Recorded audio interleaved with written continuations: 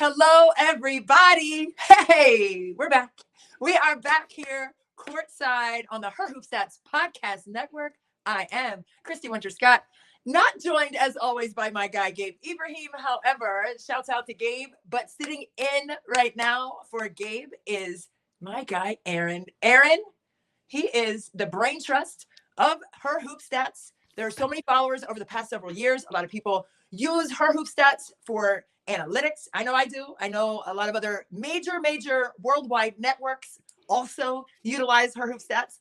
Aaron, listen, thank you for this platform, number one, but welcome, my friend. Hey, thanks so much. That's way too kind. Thank you for all you do for us and for the game. It's great to be here. I was very happy to have seen you in person in Cleveland for the NCAA tournament. That was a lot of fun because it's been a while, and it's nice to see you now in digital form today. Digital form in the boxes. There we go. That was awesome. Yeah. So lots gone on since the last time we heard your thoughts. I'm particularly interested to hear how you've been processing, how you've been feeling for the last month or so. It's been such an amazing time for women's basketball. We were talking about ahead of time. I think we should probably just start with the last time I saw you, which was the NCAA tournament. I think I was one row in front of you for some amazing games, at least on Friday night. And what was your impression of Cleveland and of the experience there at the Final Four overall? I mean, I think it was the same as Dallas, right? I think when you're talking about the Final Four and just the numbers, the sheer numbers, not just in the arenas in Dallas and in Cleveland, respectively, but the viewership numbers, right? And not just for the Final Four, but women's sports in general. I mean, you saw Iowa at Kinnick Field. I was on that game in October, right? And there were so many people, so over 55,646, if my memory serves me correctly. Approximately. I think that's pretty good. But I mean, it's just amazing the momentum that women's sports has right now. And I think when you are looking at the overarching numbers and respectability that the game has seen, especially in Cleveland. And then for the championship game, I was sitting right there on the court. I was sitting right down there. And it was insane. Like for me to, play in a Final Four back in the 1900s. Okay. But I played. And it was packed in there. So it's not like, the numbers in the arena. It wasn't like we played in front of our families and that's it. I mean, it was 14, 15, 18, 20,000 people in the arenas back in the day. So it's not necessarily that, women's basketball all of a sudden has, gained this worldwide respect in a snap. Okay. This is something that has been building. And the biggest difference, and I think I've said this before too, but the biggest difference is social media. The biggest difference is these worldwide networks being able to allow fans to assess these games and not just on TV, but on their phones, on their computers, like they're overseas watching. I mean, I think that has been the full scope of this change. So it's not necessarily that the game has changed so much. I think it's always been in its pure form.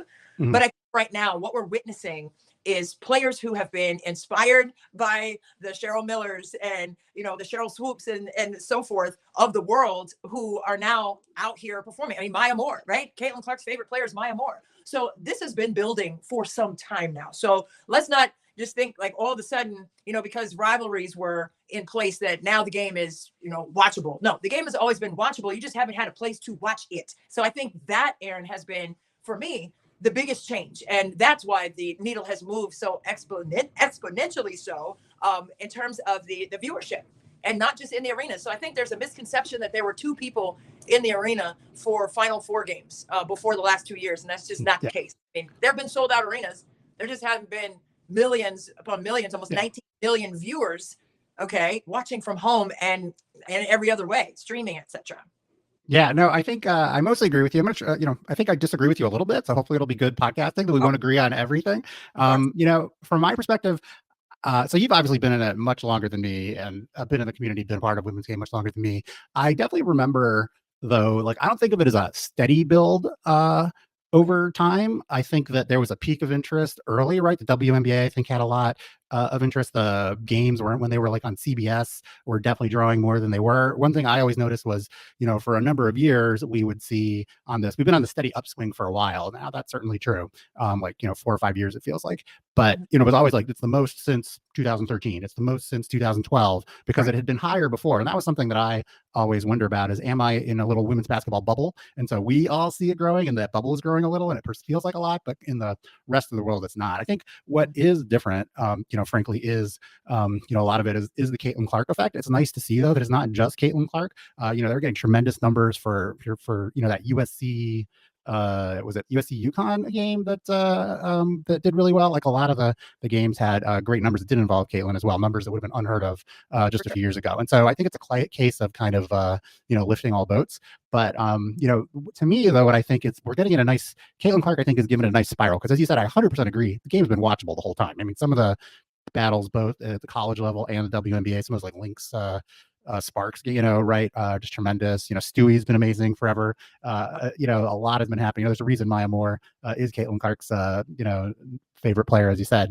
The game's been watchable for a while, but I think what's happened is that culturally we got this nice snowball effect where eyeballs are kind of coming in because of Caitlyn Clark, honestly, right? People in the same way that Steph Curry was a phenomenon back in the day. I don't think I'm breaking tons of new ground, but then they're getting exposed to it. And like a lot of people in a lot of different ways, when they get exposed to the game, they realize it. And so what I've noticed over the last couple of years is I've gotten way more questions asked of me by like people that I know sort of outside of my women's basketball life asking me about women's basketball. And so I think that I am hopeful that it is here to stay and people are gonna be able to appreciate this great game that we love. I don't know that we're going to draw the 18-point whatever for the championship next year without Caitlyn Clark, but I think it's going to be a lot more than it was before. But some of the charts that I saw of like, here's the ratings from like 2000 to 2024, and it's just for all intents and purposes flat. And then just these last 2 years, it looks like it's growing exponentially. So I think that's really the question is, how can we sustain it, right? We saw it. I think you mentioned you were watching a little WNBA on Twitter through unconventional channels last night, that preseason game. But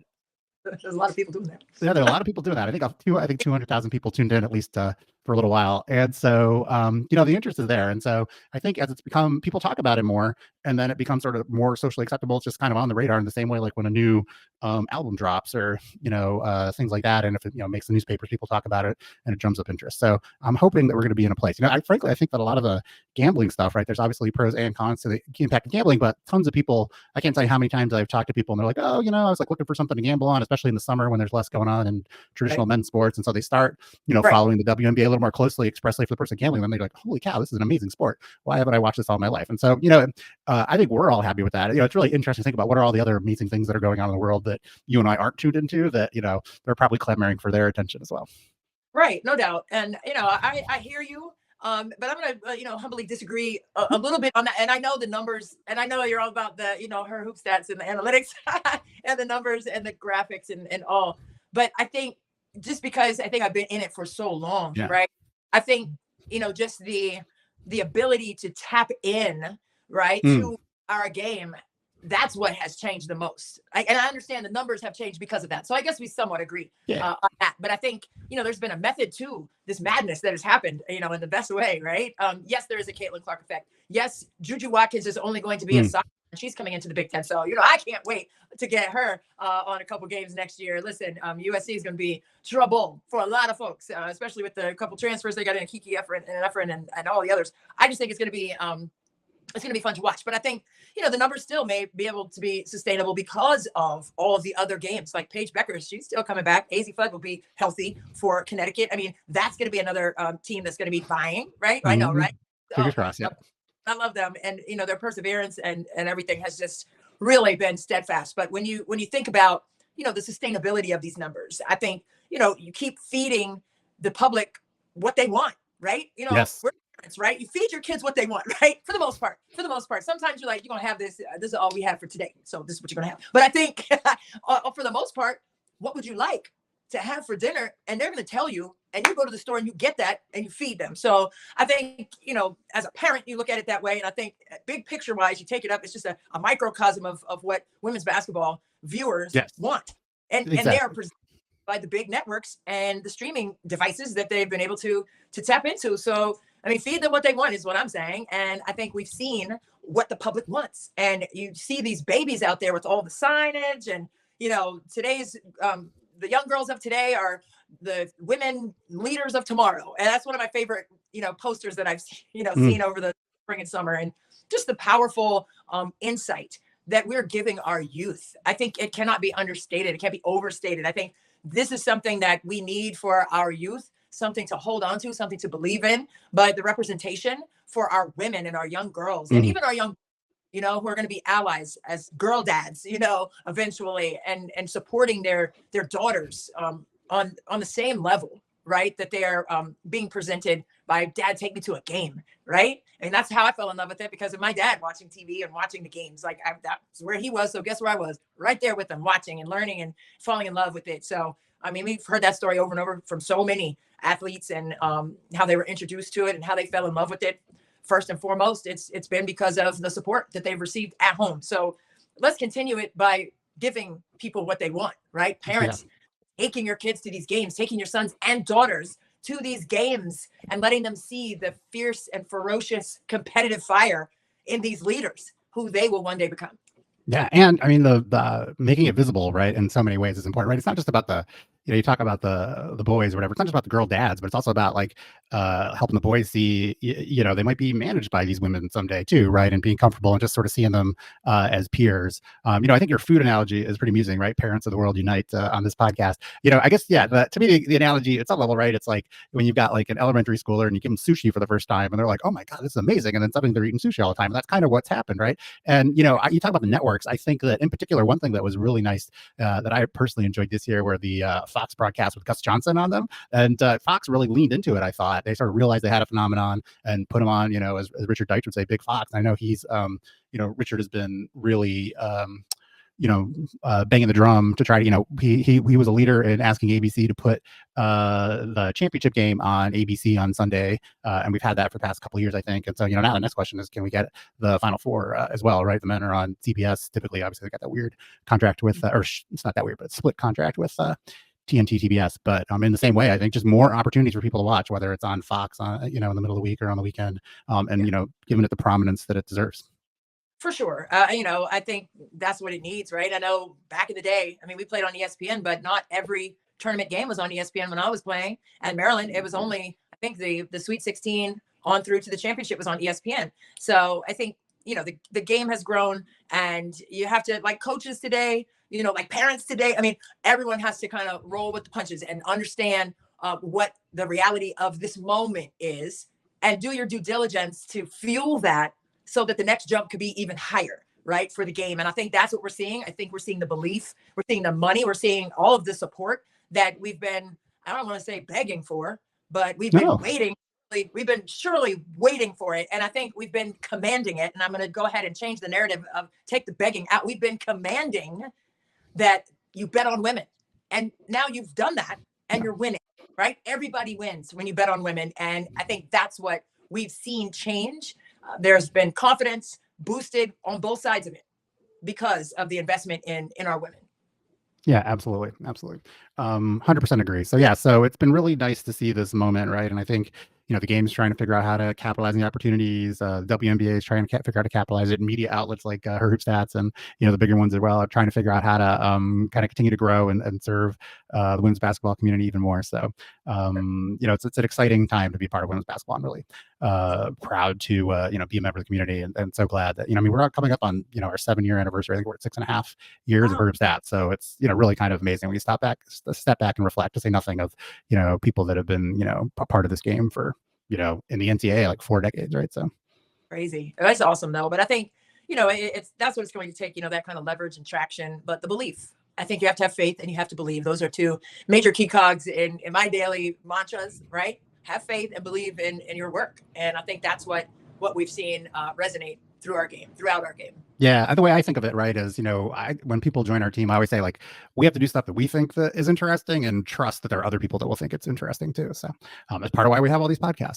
So your takeaway more about sort of the impact of the cultural aspects, for lack of a better word, of the Final Four, or, how much was your takeaway about Dawn Staley in South Carolina, the basketball you saw on the court?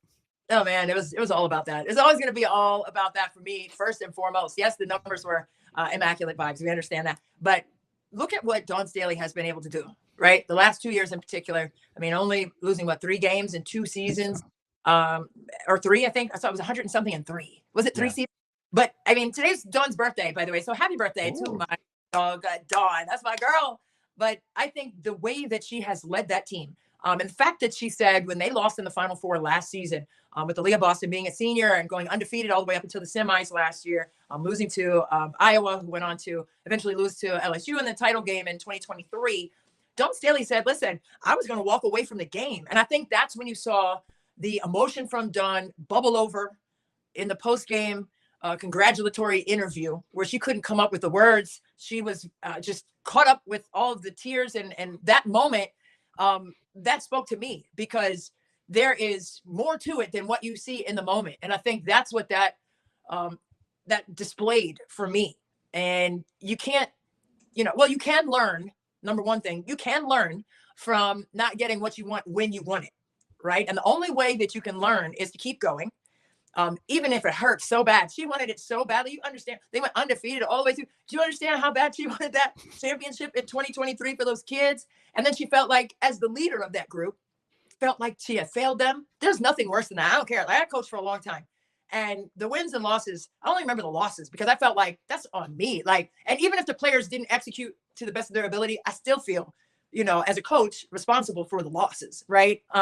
Kids, they did the winning, right? That's all on them. When the team wins, it's all the kids. When the team loses, it's all me as a coach, right? And I think that's what you saw with Dawn. But the fact that she said, you know what, I'm going to pull my bootstraps up and come back and do it again. And not only did she do it again by going undefeated, but she got to that same point in the semis and got the job done for her kids. And then you had Raven Johnson, who also said, I almost gave up the game because she was so in her emotions about how 2023 went for her individually. So I understand that from an athletic viewpoint as a player as well. Like, man, I got to get that right. I can't shoot 23% from three. I got to get my butt in the gym. But was that hard for her to do? Absolutely. Did she have moments of doubt? Like, should I even play this game? But did she play the game or what? So Those are things, like the skill level. Yes. Just amazing. All the games. But when you know the backstories of the emotion of who these people are in these moments, that speaks to me every time. And because I've lived it on both sides. So I understand, what it takes emotionally to be right in those moments. And so to see Raven push through, and not just push through, but succeed, to see Dawn push through and not just push through, Aaron, but achieve and succeed the highest level in college basketball is winning a national championship. And Dawn went 3 times as a player at Virginia and did not win, but she has gone 3 times as a coach and has come up with the ring. So she's got 3 netlesses. That's what she calls it. Netless, not necklace, but netless. She has 3 of those bad boys. And I couldn't be more proud of her and the way that her team came out and performed in spite of, right, what happened in 2023. So there's so many life lessons in sports. This is why I love it, even more so than X's and O's and analytics. It's about the emotion and passion behind what coaches and players go through and what they accomplish together as a unified group. And that will always be the utmost for me. Yeah, no, it's such an impressive year for the team to respond after the way last season it ended. And it's just really remarkable. I never cease to be amazed by what Dawn Staley accomplishes, and really just how she conducts herself, right? How much she's thinking about the game. She's, I think really trying to uplift other Black women coaches. And, like on the coaching side, right, I thought it was particularly impressive how, the team had transformed this year compared to last year in style of play, personnel, and were able to maintain that standard, right? They were not the number 1 ranked team in the preseason, right? But they definitely finished that way. Right. And how soon did that change, right? And then they kept it for the rest of the year. I know maybe the first week they weren't. And then after that, no, they're number 1. They're number 1. Who's going to beat them? And I think, we were talking about that in the fall, like who's going to beat South Carolina. And I think I told Gabe Ibrahim, I said, the LA Sparks, because I don't know anybody in college. That man, like they were just a well-oiled machine. And to have all 5 starters graduate and then come back with a new group, come on, man. I mean, we don't talk about that enough. And okay, the numbers were what they were, but I think it's also, can they win it this time? And this is why people tuned in as well. Like, they're undefeated. Can they stay at the top of the mountain? Can they keep the crown on their heads, right? And win it all from day one to the last. And last day. year's a reminder how hard it is to do that, right? I mean, they looked like they had been anointed last year and didn't work out when all was said and done, right? Nothing's guaranteed in life. That's why I'm telling you, it's a life lesson. It's a microcosm. And I think every kid that I coach will come back and say, life lesson was in my vernacular probably every single day. Like, a rebound's not going to fall, so you got to go get it. That's a life lesson. You got to go get things. That's how I just tried to manage to get it through to them, make it a tangible example. But, they see now, if they're not playing now, they understand what the big picture was that I personally was trying to mentor them to see. And hopefully, if they're watching this, I love y'all. Hopefully you'll learn something So from. so that's interesting. Is life lesson, if they were doing an imitation of you behind the scenes, did they definitely say the word life lesson as part of their imitation or not? They would definitely do that. I've seen them do imitations of me currently. It's pretty funny. I obviously wear my heels all the time. So they would march and then squat down with the heels on, because I was an assistant for a long time, Aaron. And so I just felt like I was always trying to see around the head coach. No. So I didn't want our staff to have me in the way. So I always squat down with my heels on, and I'd be, demonstratively, cheering them on. So yeah, I've seen and heard some. Yeah. Do you have any other catchphrases that they would use? Tapping here, I've heard happen. I've heard that a vein somehow is on the right side that comes out if I'm overdone. Yeah, those were the days. But I miss coaching a lot. But yeah they had some summer camp is usually when the imitations came out. Tapping between your eyebrows, huh? That's interesting for those of you listening, huh? Simple, like we had 2 turnovers in a row. I would kind of close my eyes and be like having a whole woosah. Okay, can't do that, but yeah, I would have my moment. I will say, when I first started as part of her Hoop Stats, paying attention to women's basketball again, the whole coaches squatting at heels thing, like as an old white guy, or middle-aged white guy, I like to say I'm not old yet. It just amazes me, right? I mean, I think of Muffin McGraw. I always thought was the queen of that. Like, I don't know who you think is the world's best kind of at squatting on the sideline and the heels. I don't know. It wasn't. You know what? For me, it wasn't necessarily something that I was doing to imitate Muffin or anything. She had been an assistant and was in the way. I have to ask her next time I see her. But yeah, for me, it was just like, man, I'm in everybody's way. And I didn't want to sit down on the bench because the way my DNA, my nerves are set up, I never sat down. So I was not Phil Jackson-esque when it came to sitting and just whistling or something. I was very animated in a positive way most times. It was fun. Get your own custom chair like Phil Jackson had. That's pretty funny. Well, I feel like we're doing a little walk through memory lane here because so much has happened. So after the tournament was the draft. Did you watch the draft from home, or were you there? I wish I was there, man, to see those dreams come true. What? No, I watched though every second of that draft, and it was just amazing to me because not only just watching it for the WNBA aspect of it, but having covered Caitlyn Clark since her freshman year at Iowa when she led the country in scoring with 27 a game as a freshman. So it's not like she just popped on the scene, for those of you just joining women's basketball. No, she's been doing this. She's been doing this all along. She's not new to it. She's true to it. But to see her walk up on that stage, I mean, I don't talk to her every day. That's not I don't text her every day or anything. You and Wright Thompson aren't on a group chat with her? Touche. No. But for me, I think, there's a sense of pride, right? When you have followed and covered teams, you've been in their practices, their shoot arounds, you've seen them at the tournaments, the Big Ten tournaments over the years. And then you see them walk up on the stage as the #1 pick. I mean, last year you saw Diamond Miller walk up, the #2 pick for Minnesota. Just players that you've been following and studying and investing and watching play. And then you see their dreams come true real time.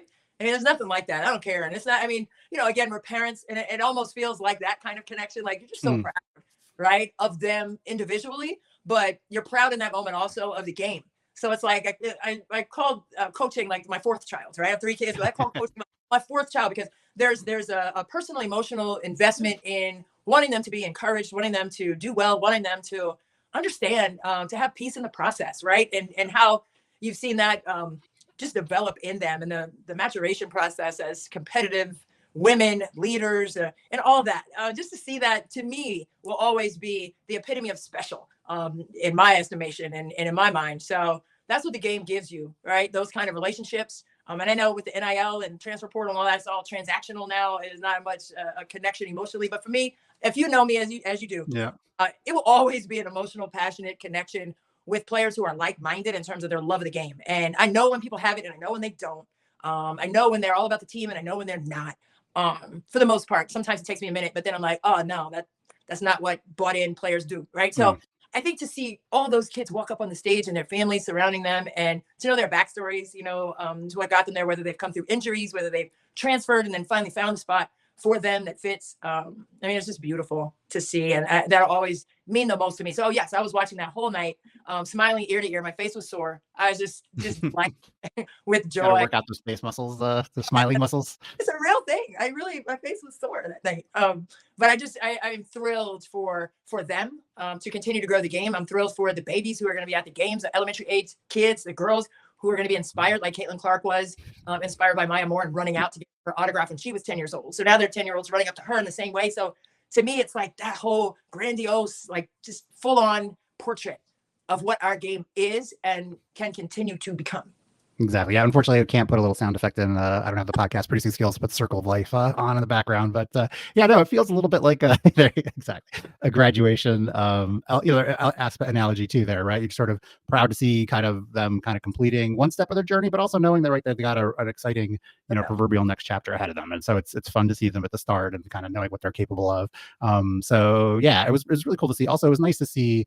It felt like the WNBA really did it right this year.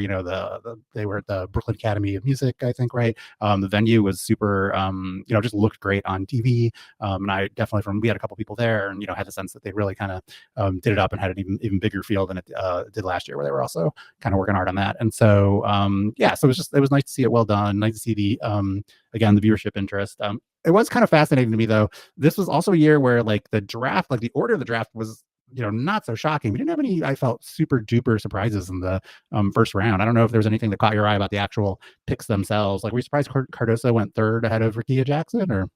Not really. I think, when you're looking at what Chicago needed and wanted, they wanted to bolster their front line. And they did that, obviously, with resets at the 7th pick. But I think, I wasn't surprised. Rickea Jackson's going to be great in LA. I think she's going to be fantastic alongside Cam. I mean, they're going to be a dynamic duo, too. So I think every team got what they wanted in terms of what they already had, right? It's a puzzle, right? You got to make sure it's not just, it's not just the best player at that position. It's the best player for your team at that draft spot, right? So I think that's what, if there are any discrepancies or concerns, I think you have to look at what those war rooms look like and what they already have, on their rosters and what their biggest need is. So I think they, with Chicago, they need to bolster up their boards. And, you heard Cardoso say, nobody's going to out-rebound us. I can tell you that right now with Angel Reese in there. I think Reese had 13 and 9 in the opening game.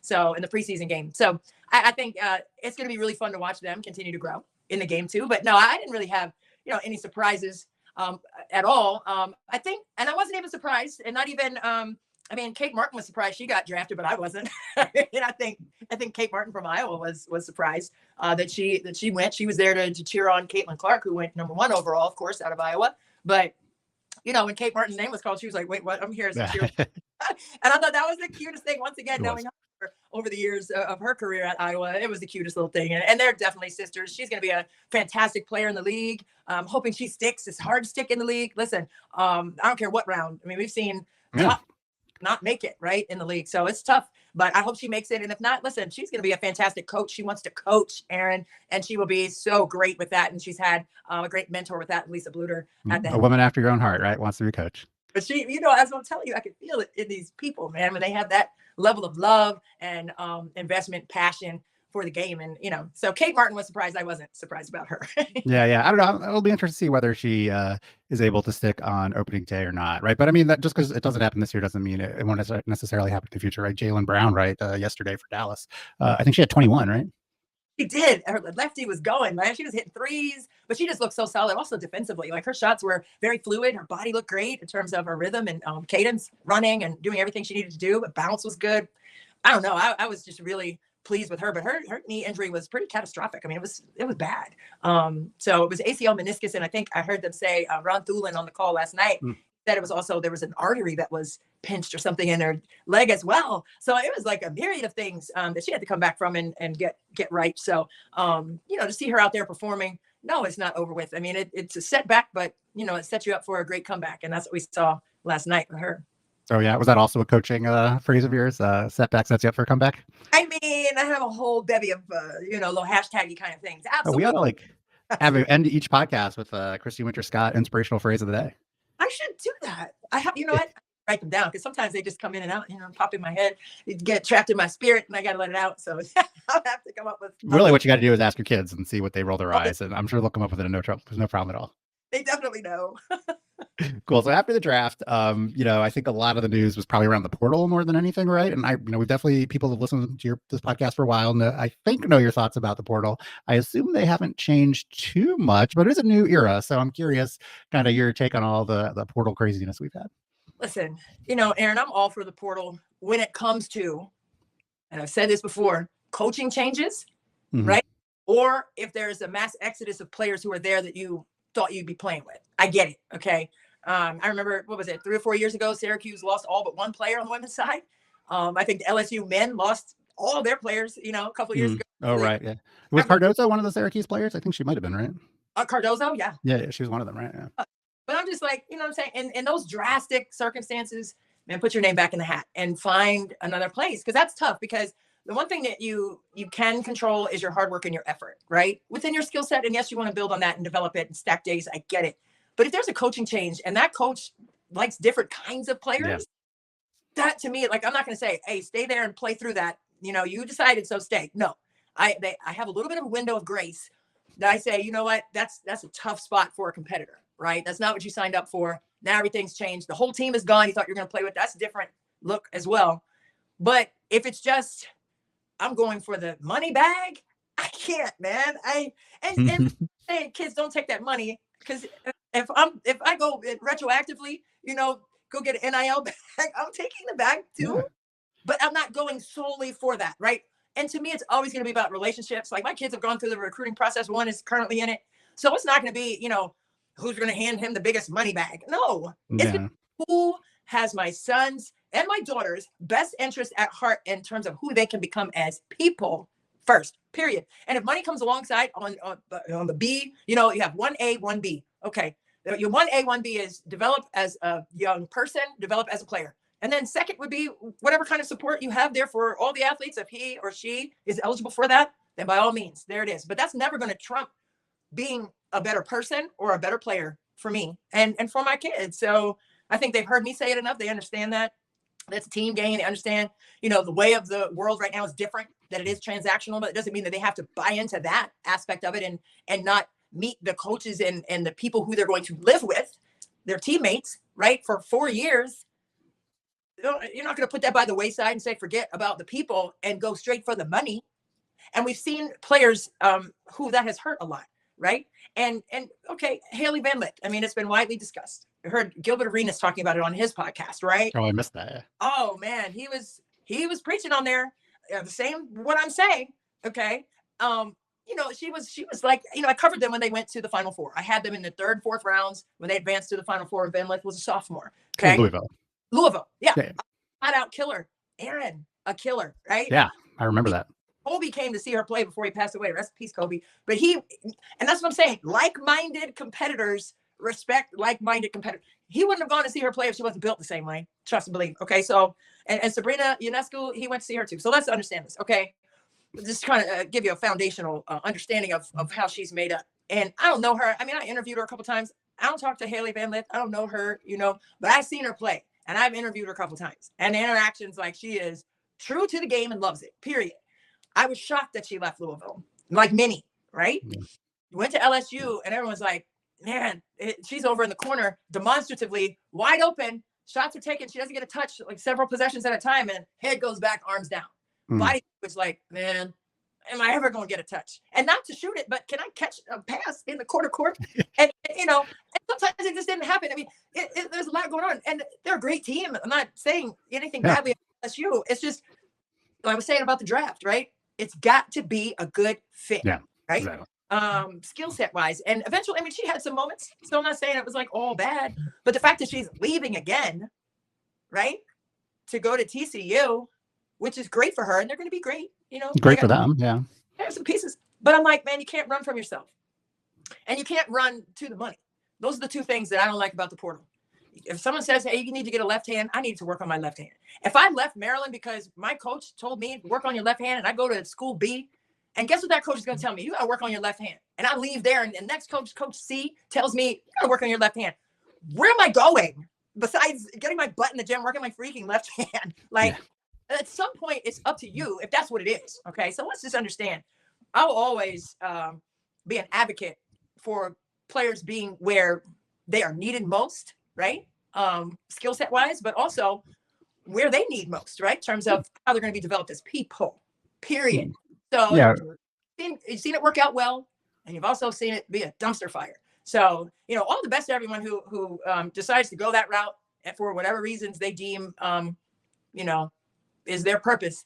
But I mean, I have my opinion. I'm allowed to have that opinion. You're allowed to have that opinion. Absolutely right. I think the key is the long-term thinking, not the short-term thinking. Like you said, I think that you got to go somewhere that you want to be. I think I lean a little more towards letting the players move around, right? And people that are not players and are just students, not student athletes, right, can transfer, right? So I think there's no reason to necessarily limit the student athletes to less flexibility than that. And certainly I think things did not work out as Haley Van Lith had hoped, and so I think it's actually not so bad for her to transfer again. If maybe it's a better spot, hopefully she has kind of gotten a better sense about how to pick a place that will fit for her, and it'll work out for her, right? There'd be nothing I think that you or I would enjoy more than seeing her continue to play well. But I'm more than happy to have the players transfer. I just think that I've been fortunate that I haven't had to make a lot of decisions based purely on the money, right? You want it to be something where you're earning enough, right, in your career, say, Right. but it might not be the most, but maybe it's developing. And it's the same thing as the draft players, right? Angel Reese was drafted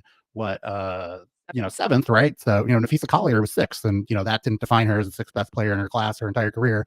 She took advantage of her opportunities and has clearly moved up the ranks. And so that could be a case where it's sort of a somewhat analogous situation. Do your best, kind of find the spot that's going to fit you and where you can kind of excel. It's not just about today, but it's about kind of the long term of your career. Yeah, no doubt about it. And all the best. That's what I'm saying. Like, if that's your avenue you have chosen for yourself, all the best for you and your success, right? But my opinion of it is not changing, man. I'm 10 toes down on that. I can't. I'm standing on business when it comes to that. And I'm always going to be, I mean, people say it's maybe old school, whatever, but it's genuine. And I'm intentional about how I feel about the game, the integrity of the game, the integrity of the relationships formed through the game. And I want it to be long lasting, right? For my own birth children, I want it to be that way. So why would I want anything different for other people? I want them to have great experiences for themselves and not run to the money or run to what they deem could be more opportunities to shoot, because it might not be it. Yeah, exactly. I think we got to change your Twitter bio now. Christy Winter Scott, old school, genuine. Hashtag. There you go. There you go. Speaking of players, I don't know if you would call her old school or not. Certainly genuine. Candace Parker. What are your thoughts on her retirement? Like, what went through your head when you saw that news come across the proverbial wires? First of all, I'm gonna start crying because she is. I don't know. Like, I saw Candace in Cleveland.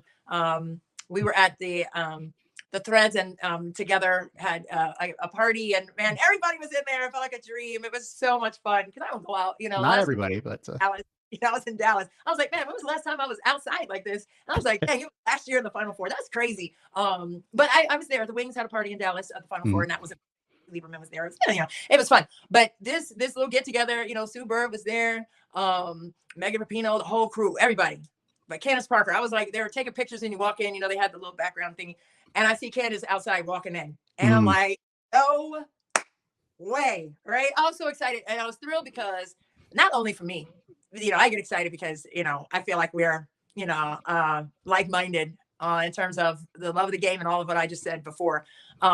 But she has been like a real-time, I don't want to say mentor without knowing it, but I'm going to say a mentor without realizing it for my kids. So every summer, when my babies were little, they were always Candace Parker, Candace Parker, Candace Parker, Candace Parker. Jordan, who was 17, right? When he was 6, 7, 8, 9, 10, oh my God, when is LA coming out? I have to watch Candace. They were running out to warm up. He's high-fiving the Sparks when they're coming out, right? And I have this picture, and he turns and looks at me like, oh my God. Like, he's having these moments. But now he wears, since last year, right? He changed his AAU jersey number to number 3 because of Candace Parker. Really? Right? Because she could do everything. That's what I've asked him. At first I was like, oh, you like Candace because she reminds you of me? And he's like, no. Well, that's just great. But he said because she can do everything on the floor, right? And I think that's what she has done on and off the floor. She can do everything. I remember covering her with the Sparks when she had just had her first baby, Layla, and she was in the carrier. We were out in LA. I was covering for the Mystics. They had shooting practice after LA, and she's carrying her baby with her gear on. She's carrying her baby in the little car seat thing. You know how heavy those things used to be once you couldn't, Yes. Oh my God, those things would be tough on the shoulders. But she's coming out of the gym holding the baby. And I remember talking to her, she probably doesn't even remember it. But I was just like, look at you, mommy. Like, you are doing it. Like, how do you do? Like, I've had kids. There's no way. She came back as a rookie, right? And won Rookie of the Year and MVP in the same season, and then has a baby and comes back and makes multiple All-Star teams. Like, I mean, the list goes on and on. But for me, when I first saw it, which was the question, I'm just like, just retroactively remembering all the things. But I think when I first saw it, I was a bit shocked because I don't want her to stop playing, right? Yeah. And when Michael Jordan stopped playing, I wanted to stop. You know what I mean? I want to keep playing. Magic said, no, I'm done. All the great ones, you just never want them to leave because their impact is so immense. So for me, I think from what she said about how she's in mourning, I'm in mourning too. Like, I'm going to make a post, and I told her this. I'm going to make a post about her just to let the world know. I've already told her a million times. I've given her flowers every time I've seen her. But I'm going to make a post eventually here in the next week or so, and I'm just going to pour it all out. But I just think, she has just done so much to live in her 100 or 1,000, 2,000% truth. She is who she is. She's going to come out regardless and give you her best. And I think, for my kids to want to emulate that part of who she is, I'm all for that. I'm all for that. She's just been a fantastic example of doing it her way and what she wants to do and how she has wanted to do it. She's never boxed in on the block. She expanded her game to face up and be a unicorn, one of those unicorn players that was inspired players like Aaliyah Boston, who was in tears, when they won the title, and gave Candace a shout out in the crowd because of how impactful she has been to her. So just to know all the lives that she's touched in the way that she has, internationally as well, but for sure at Tennessee and the WNBA, USA basketball, list goes on and on. But now as a commentator, when she's telling Shaq, get the surprise out of your voice, Shaq, and stuff like that. I mean, she's like, this is what I need, and I'm going to let you know it. And I think everyone can learn from that. But for me, man, I'm just glad I saw her. I'm glad I, shared some time with her. She didn't obviously say anything about her retirement in Cleveland, but I was glad to spend that time with her and just talk about everything. Right. I mean, we sat there that night and took some pictures that were silly, and it was just a great time. Just to be in her same space because of the energy she possesses in such a genuine form. It's not lost on me how special her life is going to continue to be because of everything that she has experienced. I'm expecting another baby. She's going to be a mom of 3. So we have that in common now, coming up soon too. But I just think that she's just special. And man, I'm surprised the tears haven't just popped out of my eyes. Like, I just can't say enough positive things about her. But I will say that, my son Jordan, who is an ultimate fan of Candace, and he's already said it in the papers and everything, that it's Kevin Durant and Candace Parker that he's kind of meshed together in his mind of what he wants to be as a player. But for him to say, why did she choose to step away? Why did she retire? Like, she's not going to get to play Angel Reese, all the things, so he's kind of in a grieving moment too, asking all the whys and why did that happen? But she knew in her heart that it was time to step away. So you have to respect it. And that's what I told him.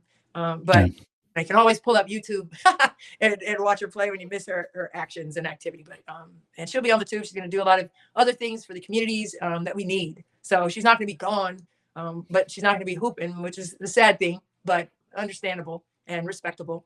But at the same time, man, Candace, I love you, girl. And it's always going to be love from me to you. And she's already told me, that she can't wait to continue to cheer on my kids. So of course that's going to make me fun. So you can go ahead now. It's like, I'm done. But I can go on.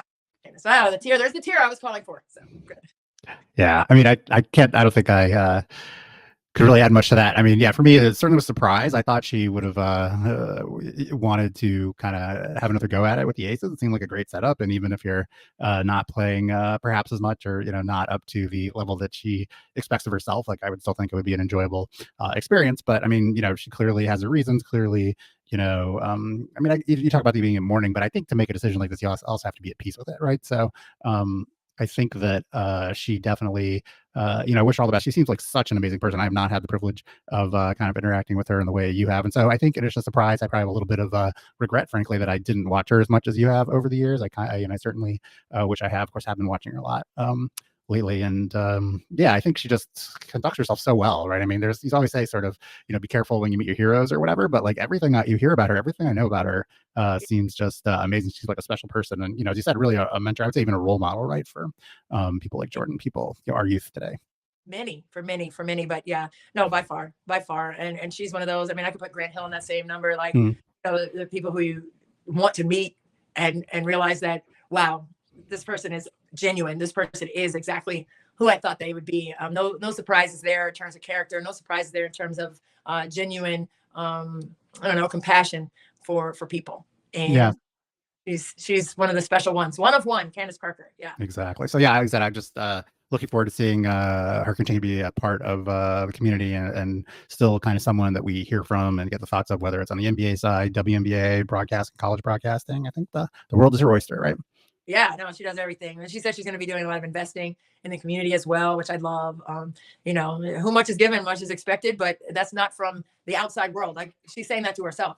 So who much is given? She understands what she's been given by the game. Much is expected. So she's saying that to herself, not like me telling her who much is given and much is expected. No, she has that in her, right? She doesn't need anybody to put that on her. She's coming with that. So that's what makes her so beautiful, inside and out.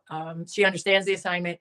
She understands that her reach and impact goes much further than her ability to hoop, which was incredible. But she's going to have long reaching tentacles for a long time in the game in a lot of different ways. Yeah. You can't tell the story of women's basketball without Candace Parker. That is for certain. No. So you mentioned one of her amazing accomplishments, right, is that she was Rookie of the Year and MVP in the same season. There's obviously been a lot of talk, as we've mentioned, about Caitlyn Clark being a rookie, and sort of, it's been, I think, one thing I didn't really mention with the draft, right? I've been enjoying seeing some of the banter. I mean, I think some of it's kind of media created around how the vets perceive her, and really, I think the entire rookie class to some degree. But I've been definitely enjoying that.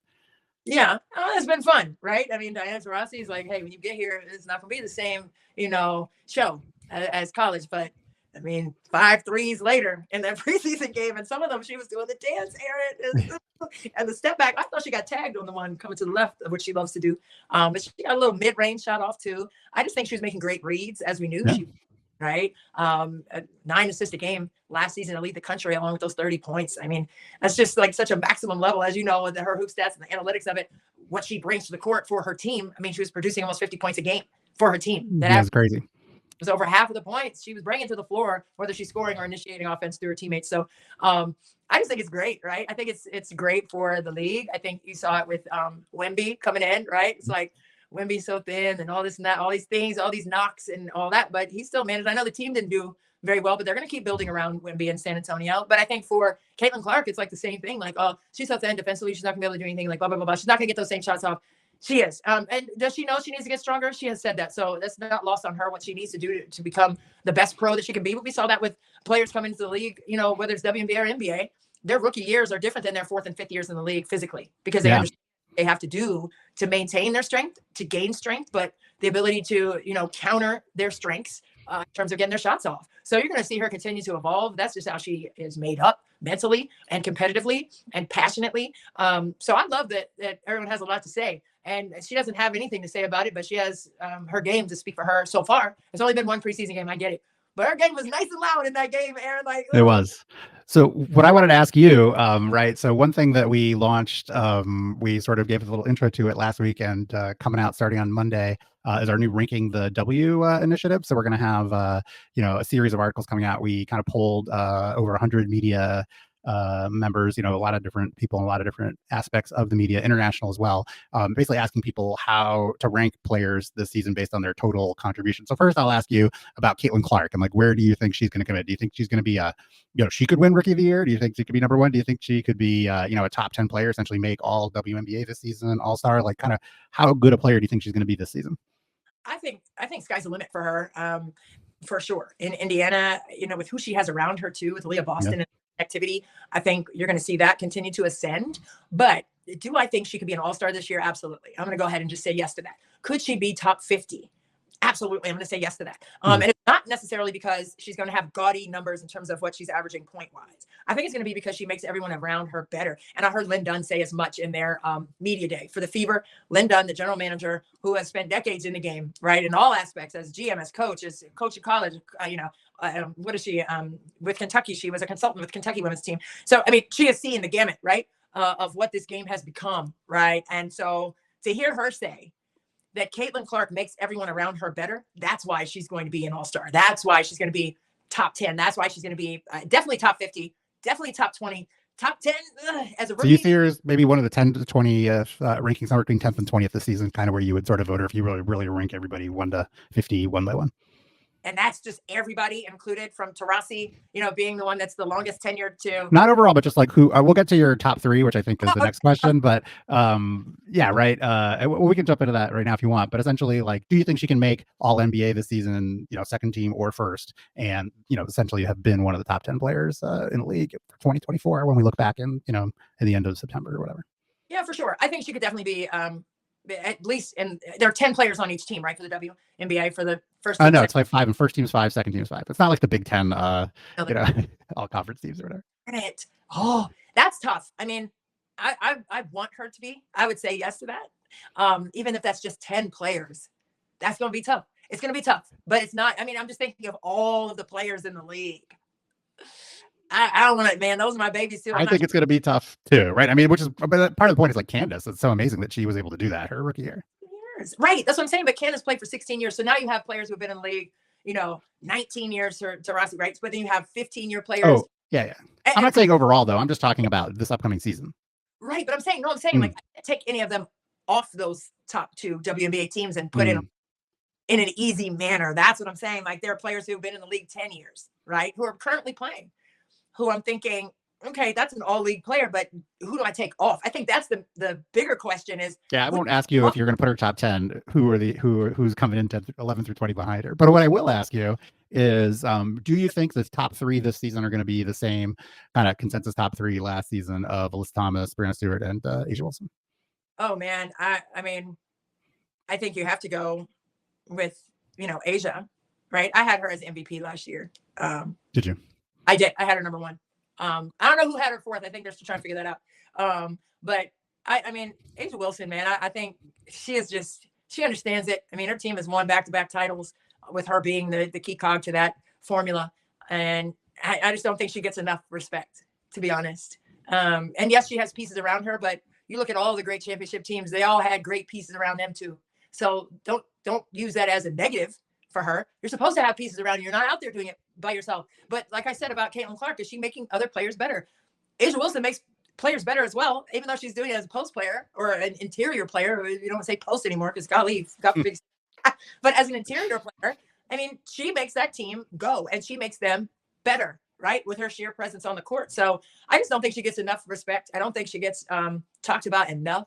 We're talking about someone who has pretty much done everything in the game as well, right? From winning a collegiate championship, now back-to-back titles in the WNBA, but also, USA basketball, she's won gold medal, right? MVP of the league, she's done that too before.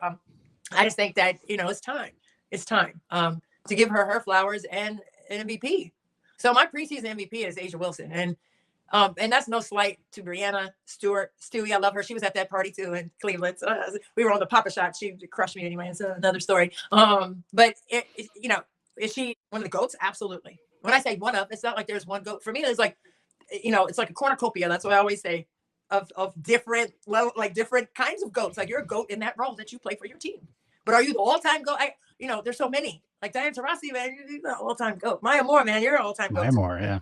Candace Parker, you're an all-time GOAT. Like, I can't take it away. That's the same thing I was saying about the top 10. You got a top 5 and a top, those top 5 in the first team and then the next 5. Who am I taking off of this list too as being a GOAT? Like, no. But for me, it's right now, it's A'ja Wilson, period. It was last year. And I'm not shy about saying that wasn't me that voted her as the 4th best player in the league. And that's not me right now. It is not me right now. I'm going to say that right now.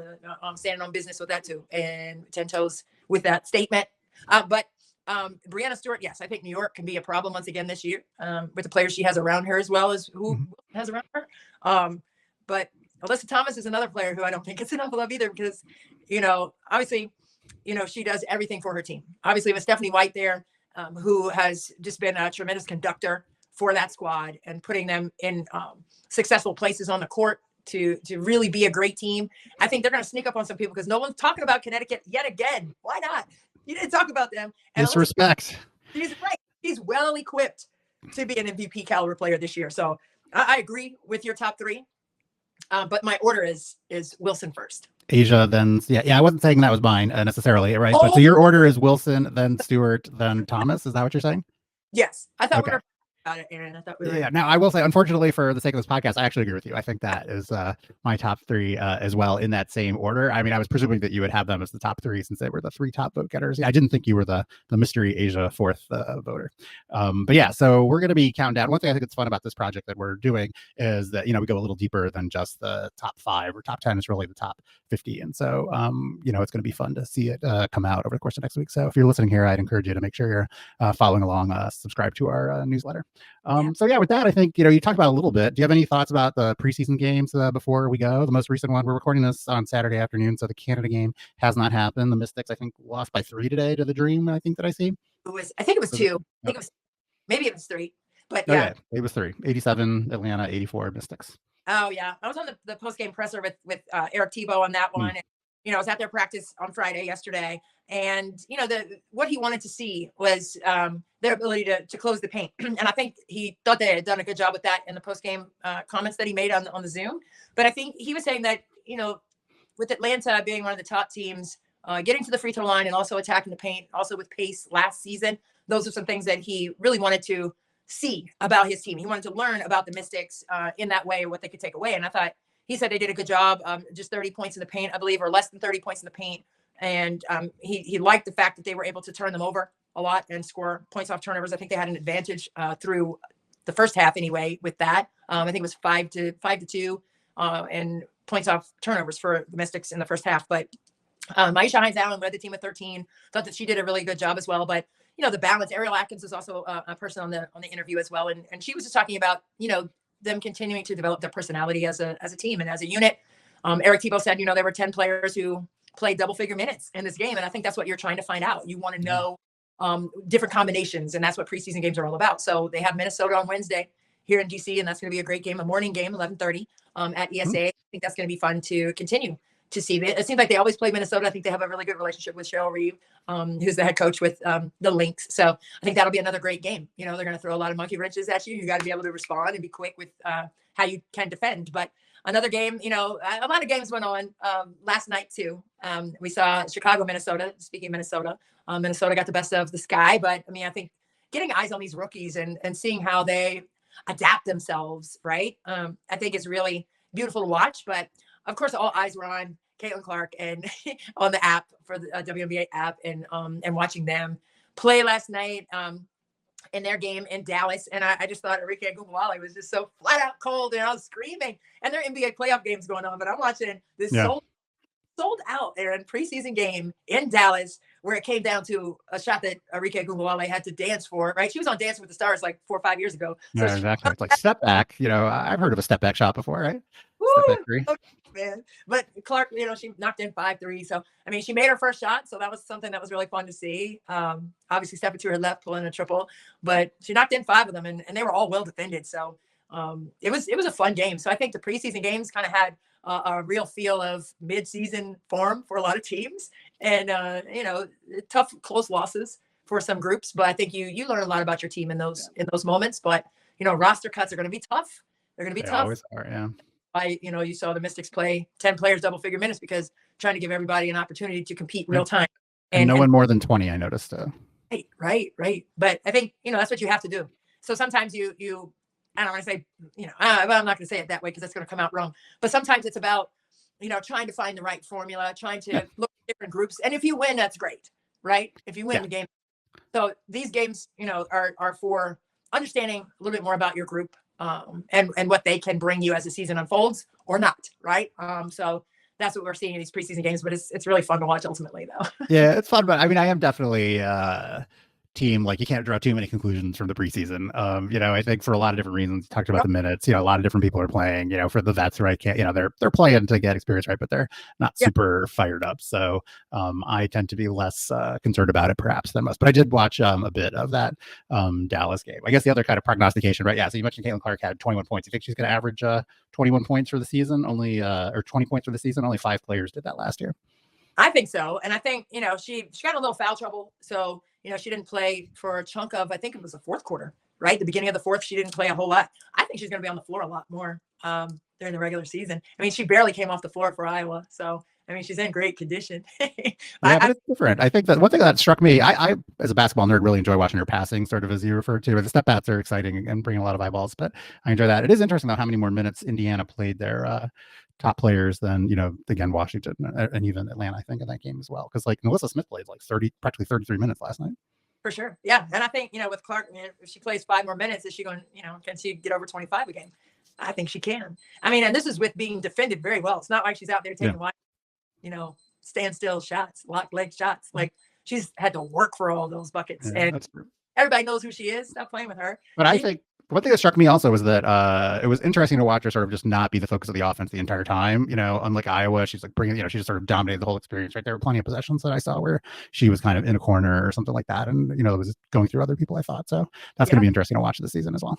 Yeah. And those dimes, like you said, those assist numbers, man, she lulls you to sleep and she makes you decide on what she needs for you to do. Like, I need you to do this, so this is my action. And then she drops this perfectly placed pass. Like, I mean, it's masterful. And she's a maestro at it. She gets it. It's from her soccer background, she said, where she understands the angles and where her teammates are going to be. So yeah, those passes are going to be great. And again, what Lynn Dunn said, she's going to make other people better and set them up for success. So it's going to be fun to watch her. But I think she's going to definitely score more than 20 a game moving forward. She's going to get more minutes. Going to take a couple more shots. I say I'm going to go ahead and go with 24 a game for her. You can mark. Like let's mark it and we got to remember that one. I think I'll be reminding you of that at the end of the season. I would take the under on 24. That's for sure. Not particularly based on a lot of analysis, but that's my initial gut reaction to it. And so tonight is going to be the Canada game, which was an amazing site last year. It is on League Pass. I'm not sure that I'll be able to get the podcast actually published before it, so I'm sure people want to listen by then. But are you going to be able to watch, you think, the Canada game, or are you tied up tonight? Oh, no, I'm watching that. I'll be flipping back and forth. I'm going to have that on my computer, but I'm going to have the Minnesota-Denver NBA Game 1 on as well on the TV. And then I'm going to have WNBA Toronto or Canada game on my computer. Yeah, basketball is basketball. You're a fan of all forms, right? Oh, hoops. I love it. I'll be watching. Yeah, it's exciting. It's an exciting time to be a basketball fan, that's for sure. So, yeah, I think we covered a lot of ground today. Is there anything else that you wanted to talk about? Anything you wanted to get off your chest or let the world know? Like I said, it's been a while since we chatted. Oh man, no, I'm just, just soaking up everything. I have my WNBA sweatshirt on, my hoodie on today at the farmer's market, just loving life right now. It's all hoops all the time. But again, what makes my spirit really happy is that the game has finally turned the corner in terms of respectability after so long. Just trying to ring that bell, man. That'll always be something that is special to me and will always resonate with my soul and with my heart, man, because I love the game so much. And it's never going to be lost on me what the game can bring out of people, bring to people, and bring forward for the people who watch. So it's just a lot of fun for me to see the galvanizing spirit around women's basketball and how everyone is calling for equality even more so now because they see that, the work is being done. So I love it. I love it. My spirit is being Yeah, exactly. Well, it seems like, basketball's been very, very good to you. Maybe you get that Billy Crystal reference or not. But speaking of which, right, this is your 15th season calling Mystics games. Is that right? It doesn't even feel like it, but I guess so. Yeah, Jordan was too. I had him on my hip walking into games. Wow. Right. I have to show you a picture. I'll find it. Where I'm, carrying him in on my left hip. I have my bag and, I was going to go sit down, put the headsets on. He was a baby, Okay.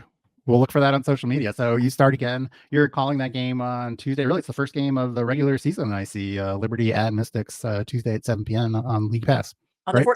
Yeah, it's on Monumental as well. But it'll be on League Pass as well. But it'll be on Monumental in the DC area, right? So Mid-Atlantic area. So yeah, hard to believe it's like 10 days away. I guess right. It's the 4th right now. So yeah. And Minnesota comes in on the 8th for that morning game. At 11. So that'll be fun just to get eyes on. I was watching. From someone's stream, someone streamed it on Twitter, watching the game today too. But last night they streamed the Chicago, Minnesota game. So I think I had, like you said, 200,000 people watching it. Hey, with the pixelated iPhone, it worked pretty well. I was watching it. So, we'll see what happens on Wednesday. I might do that, if it's not being streamed, my phone up. Oh, I have my phone up anyway. So women's basketball fans have learned to be very resourceful over the years. That's for sure. might go live. You know what, Aaron? I might go live on Wednesday. Don't tempt me. I'm gonna Yeah, do there it. you go. There you go. Cool. Well, thanks so much for your time today, Christy. And it's a lot of fun catching up with you and chatting. And yeah, I look forward to the next time we have you on the podcast. So I would encourage everybody keep subscribing to the podcast, both on YouTube and or on Apple Podcasts, wherever you get your podcasts in audio only format. That tends to be how I listen to our podcast. Make sure you give us 5 stars. And then I've been working hard on the programming side for adding some new features that I'm hoping we'll be able to get out for the season. And then we got a lot of so you subscribe to the stat site, and then don't forget to subscribe to our newsletter as well. So we got a lot of great content coming, including that ranking the W, series that's going to be out this upcoming week. So thanks a lot, everybody, and we'll have a great weekend and enjoy the preseason. Yeah, love. See you guys next time.